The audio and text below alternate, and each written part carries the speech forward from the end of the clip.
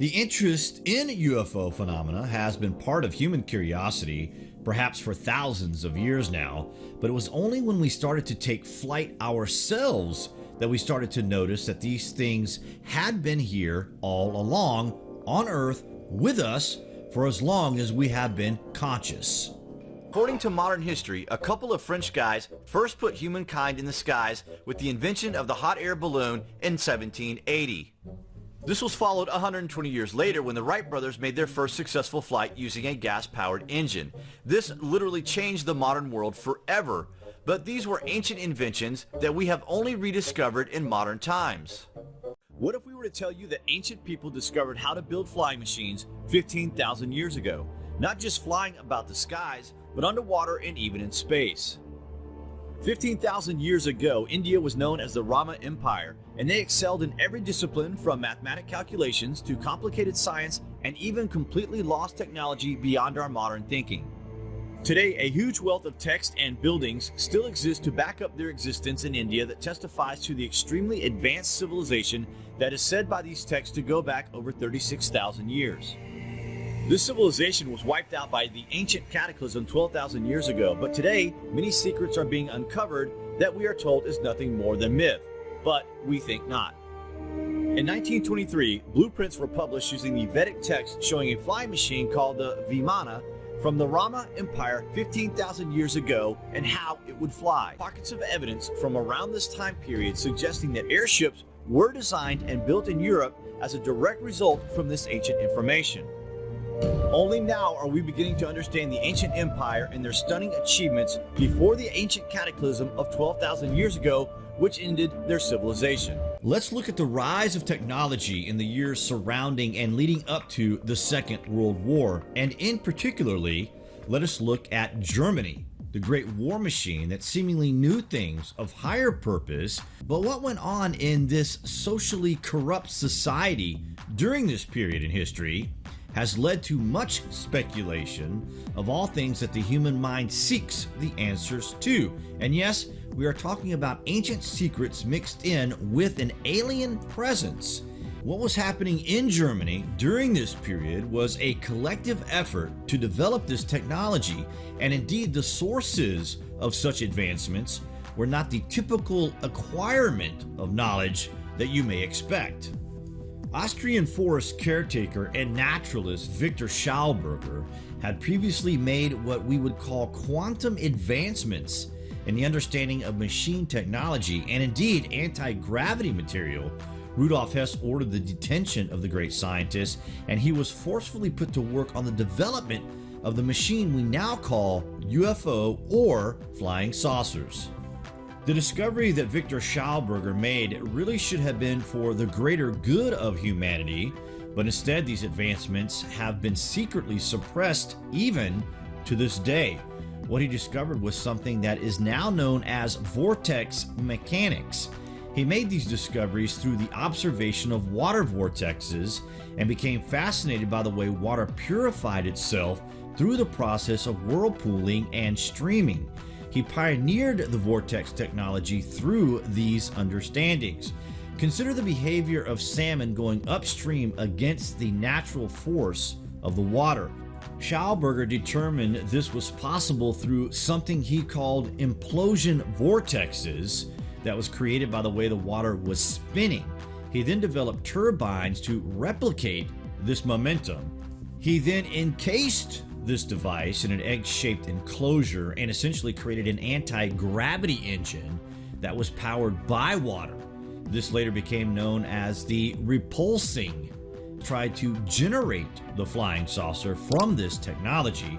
Schauberger believed that birds did not fly, but they were flown. And all that we had to do to replicate this was to tap into the ether around about us in order to achieve this movement. The journey of this process is dated back to 18th century Prussia, where an overwhelming interest existed in airship and anti-gravity technology.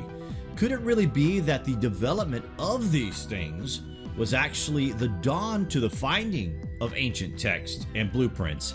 And could it be that the search for other ancient materials and text by the Germans in the 20s and 30s was an attempt to track down this lost and ancient knowledge. Would it surprise you if we were to tell you that Austro-Hungarian physicist Hermann Oberth, who is considered the founding father of modern rocketry and astronautics, actually states that we have been helped by the people of other worlds? It inevitably leads back to the ancient Hindu texts in Vimana. Indian texts state that the Rama Empire over 15,000 years ago developed air flight and anti-gravity technology. The Indian Sanskrit epic tale handed down for generations called the Ramayana is an epic poem that may actually be an actual historical account of the ancient war between mighty beings elevated as hero gods. The Ramayana mentions numerous flying machines called Vimana, which rained fire upon the cities of the empires of the prehistoric Indian kingdom. Text detailed ancient Vedic flight technologies for the operation of Vimanas, including instructions on steering the aircraft in air, underwater, and in space, what precautions to take for long flights, and protection of the airship from storms and lightning. The Vaimanaka Sastra even details how to switch the drive back and forth from solar energy to anti-gravity flight power depending on flight conditions, containing 8 chapters with diagrams describing 3 types of Vimana aircraft, including working mechanisms that are not vulnerable to fire and never break down, plus all the 31 essential parts of an airship and 16 specifically forged materials from which they are constructed. The Vedic text was much sought after document where they describe Mercury as being the ancient power source of these ancient craft. Consider using mercury instead of water in Victor Schauberger's Vortex engine. This puts these science fiction type of machines well within the realms of possibilities when applying this to the realistic theories of this brilliant inventor. The mercury would create a gyroscopic action, introduce electricity to these principles, and it becomes a plasma of electrified gas that is spinning in a gyroscopic movement. Science has used gyroscopes for years as examples of artificial gravity and indeed anti-gravity. Any craft with these mechanics as the engine would with ease defy gravity and movement, especially with the inclusion of mercury electrified into the vortex. And the strange and interesting thing about this is the creation of light. It would be extremely bright. Does this ring any bells, guys? A spinning saucer craft with a lit-up engine area.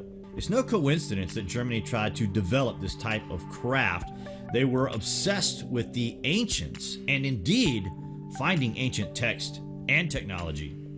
The ancients themselves were obsessed with Mercury. All over the world we see the presence of Mercury in ancient culture. The Vimana text in particularly has clear in-depth mentions of Mercury. It was not only important in ancient times, it was essential, especially in the use of technologies. Technology that, by the way, we don't even give them credit for even having.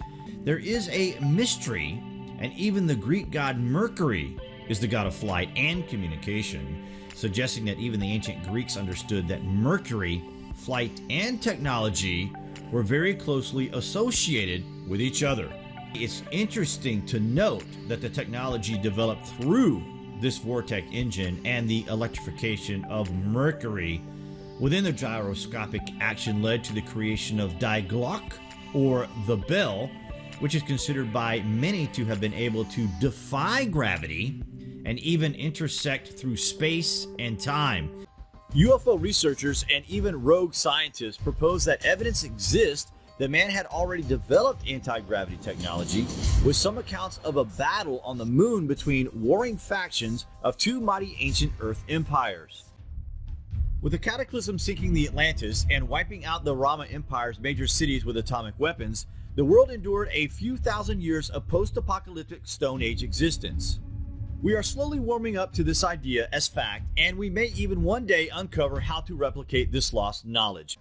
All of this ancient technology was lost when both sides, the Rama Empire and the nation of Atlantis, used weapons of mass destruction to plunge the entire world into a cataclysm, resulting in the legendary sinking of Atlantis, and, in Vedic Sanskrit lore, the annihilation of the Rama Empire via atomic warfare. This would fit straight into history and explain a lot about the lost history on Earth, but for now we are still being force-fed historical lies. The account of these ancient flying machines has been reduced to hand-me-down religious epic poems over generations. An account that has been mostly ignored until science and researchers of this age began to realize that all of the world's mythology may actually be an accurate description for actual world events during ancient times. Traditional archaeologists and historians wrongly subscribe to the idea that technology developed at a slow pace over time, have preached that there were no such things as aircraft in prehistoric times. The famous Dropa stones, said to be at the very least 12,000 years old, they have hieroglyphic inscriptions that can only be read under a microscope, and these enigmatic discs are one of the weirdest things ever discovered on Earth concerning alien visitation. A Chinese archaeologist discovered these stones right around 1930 near inaccessible mountains very close to the then independent nation of Tibet. They were found in a system of artificially carved tunnels and pantries that are said to have been home to a very small group of beings that grew to around 4 foot tall with heads larger than the average human today.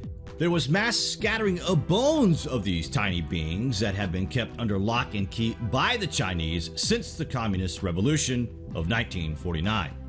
As the archaeologists excavated the site with students from Peking University, they began to come across these Dropa stones. In fact, it is thought they discovered close to 800 of these things, which all had holes in their centers.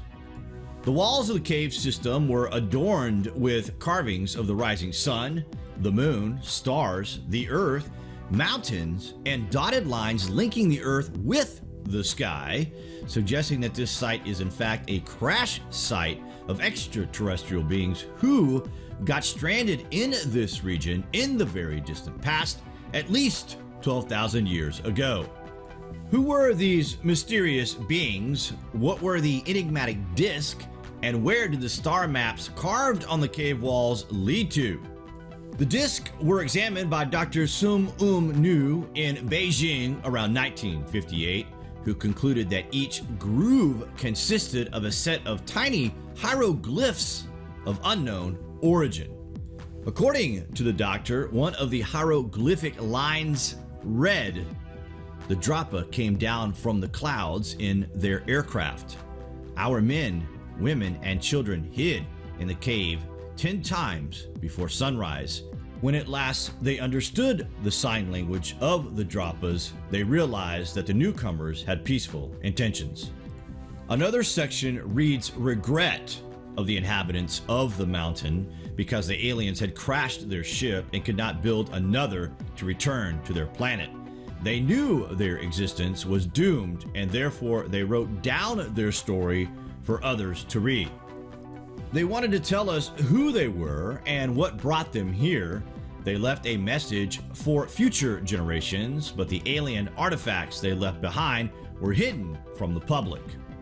Physically, the granite stones were a very hard stone indeed. It would have made it impossible for the primitive people to carve the lettering, especially with such minute characters only being visible under a lens. When testing a Dropa disc with an oscillograph, a surprising oscillation rhythm was recorded, as if they had once been electrically charged or had functioned as electrical conductors. Have any of the Dropa people survived? At the time of the discovery, the cave area was still inhabited by 2 tribes known as the Kams and the Dropas, both extremely odd in appearance. Experts have been unable to categorize either tribe into any other known race, as they are neither Chinese, Mongol, nor Tibetan. Said to have yellow skin very reminiscent to the founding father of the whole of China, one of the first emperors, the Yellow Emperor. Ancient Chinese records talks of a very special being described as a god-like king, a son of the heavens. He is credited with having invented Chinese medicine, various religious practices, including worship of the sun, moon, and 5 planets, and technological inventions like the compass and calendar. It was believed that he lived in the Kunlun Mountains, which are in the heart of Tibet, close to where the Dropa stones were discovered. It is also said that his wife was a woman from the skies. Now, isn't it strange that this emperor has relations to this area and similarities to the people that lived there? It is possible, you have to wonder, that Chinese people are descendant from a completely separate group of beings who just happened to crash land on Earth, and the emperors were a direct line from this event. Is 12,000 years enough time for the numbers to get to 1 billion? Who knows, guys? Perhaps the Chinese government is aware of this today, and this is the reason there is so much being hidden in China from the rest of the world in terms of the ancient history surrounding the Chinese people.